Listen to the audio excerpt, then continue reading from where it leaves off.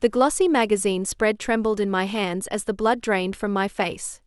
My own environmental engineering project, months of fieldwork, data collection, and design, stared back at me from 2 immaculate pages. But the name under the headline wasn't mine. It was my sister's. The sound in the ballroom warped, conversations fading to distant echoes as my vision tunneled on those pristine pages. "Your sister's work is impressive," my father's friend said, clapping my shoulder. "Didn't know she was into environmental science."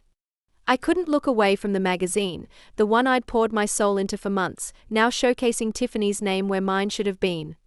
Across the elegant Skyline Terrace ballroom, my parents and sister huddled with the magazine's editor, their champagne glasses catching golden light as they laughed.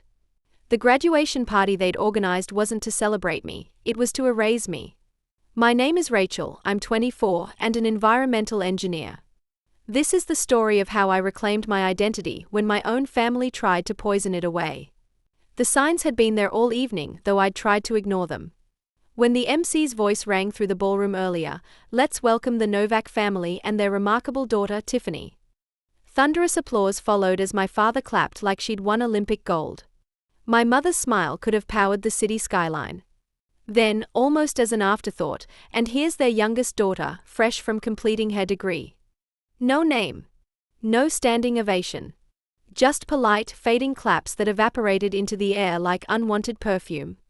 I kept my chin high during the family photos minutes later, when my mother leaned close, her Chanel No. 5 wrapping around me like a serpent.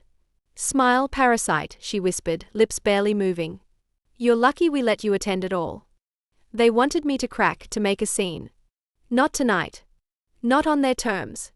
Growing up, my parents perfected the art of making me feel like an unwelcome guest in my own family. When I was 14, my science project won first place at the state level. The local paper ran a story, but the photo they used showed Tiffany mentoring me, as if I'd merely been her assistant. When I protested, my father said, "No one likes a sore winner, Rachel. Learn to share the spotlight." It never occurred to him that I'd earned that light myself. At 16, I trained for months to run a half marathon. Tiffany signed up last minute and dropped out halfway through. Yet in every retelling at family dinners, my mother praised her courage for even trying, never mentioning that I'd finished in the top 10. Then there were the seating games. Weddings, reunions, banquets, I was always at the farthest table, behind a column, near the kitchen doors. "Better view of the buffet," my father would joke. The message was clear: out of sight, out of mind. Tonight felt like all those little cuts had been sharpened into one blade. First being introduced without my name, then tucked at a table so close to the kitchen that the swinging doors kept brushing my chair. From there, I had a perfect view of the real head table, my parents in the center, Tiffany to their right, laughing with the magazine editor. A slow heat curled in my chest as I stared at my stolen work.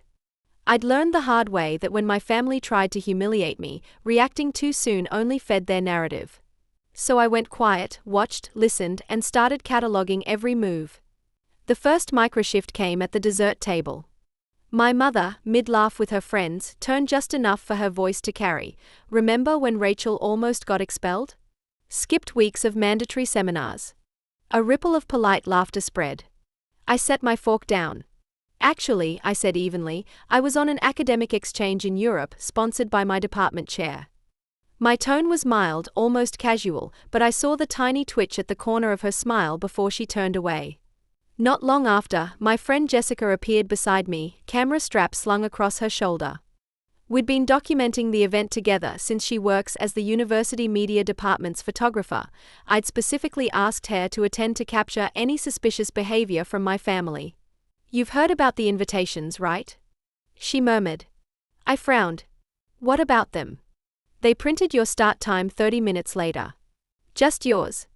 People thought they were early. By the time they showed up, the first photos were done, made it look like you were late. I only discovered it when your cousin mentioned having a different time than mine." I didn't even need to answer.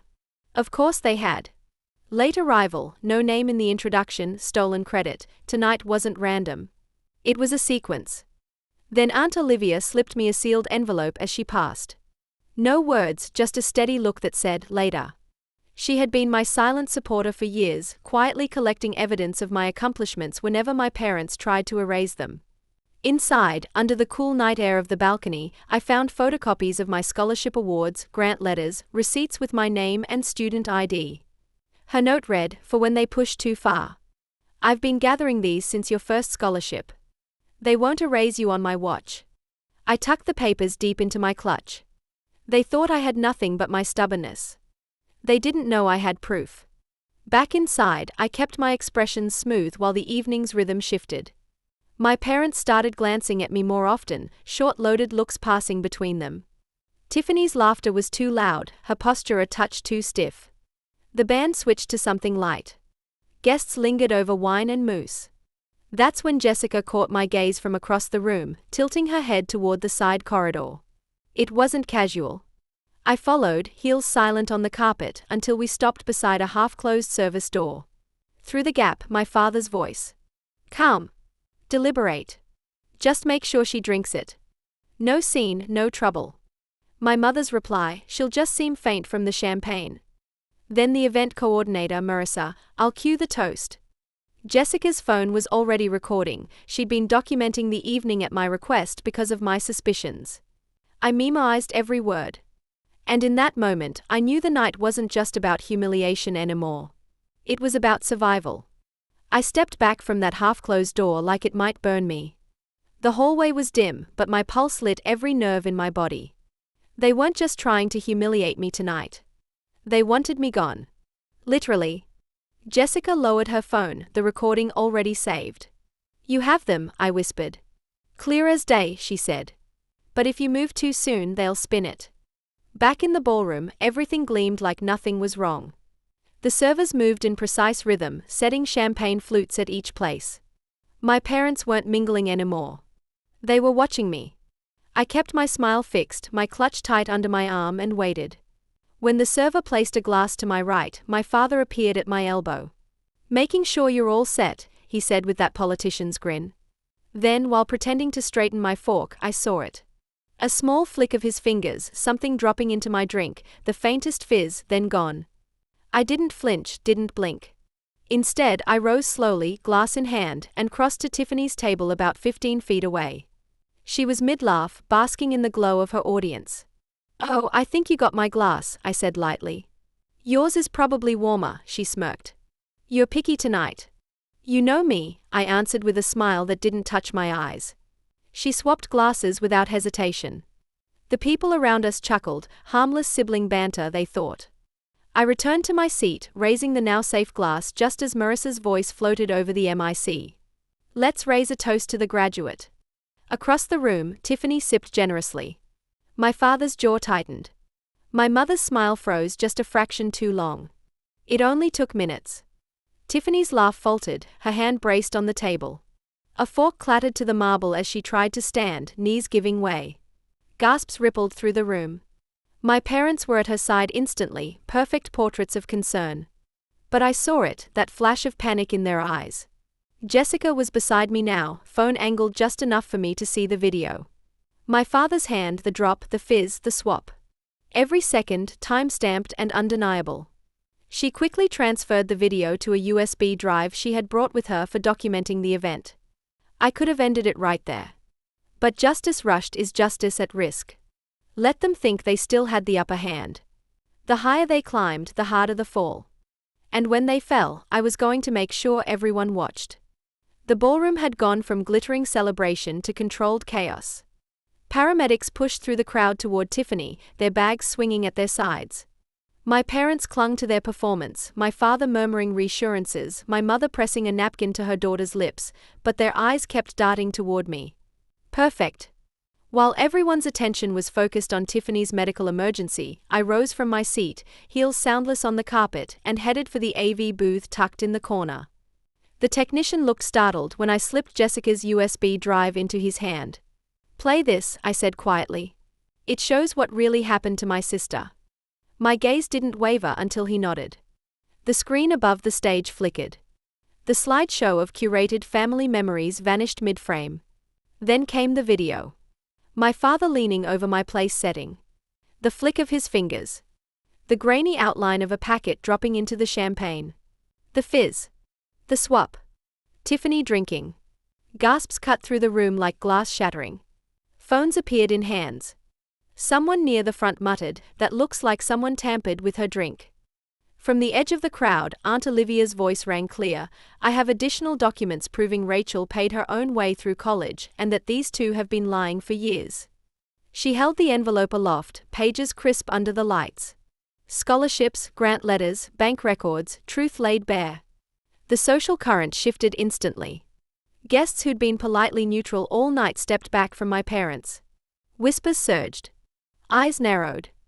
The police, already on site for security at the hotel's high-profile event, began moving with purpose after seeing the evidence of tampering. I stepped forward, voice steady, carrying over the hush. "My whole life I've been told to stay quiet. Tonight you saw why. Silence is how they win." I let it hang. "I'm done being silent." Two uniformed officers approached my parents. My father's jaw was stone. My mother's composure cracked, her smile sharpening into something almost feral. I set a small bundle on the head table, the family crest pendant, the keys to the house, and an envelope with my signed withdrawal from every shared asset. "These belong to you," I said. "I'm taking back my name, my time, and my life." Somewhere in the crowd, a single voice murmured, "Good for her." Aunt Olivia smiled faintly, like she'd been waiting years for this. But the real freedom wasn't walking away from them. It was what I walked toward next. The glass doors of the Skyline Terrace closed behind me with a hush that felt like a chapter sealing shut. Outside, the night air was sharp and clean, Puget Sound glimmering under the city lights. I almost didn't recognize the woman staring back at me in the reflection, shoulders squared, head high. But I liked her better than the one who'd walked in a few hours earlier. By sunrise, the video had traveled farther than I could have imagined. Local news anchors repeated my name with the same gravity they once reserved for my parents. The legal machine spun fast. Charges of attempted drink tampering and conspiracy were filed before the week was out.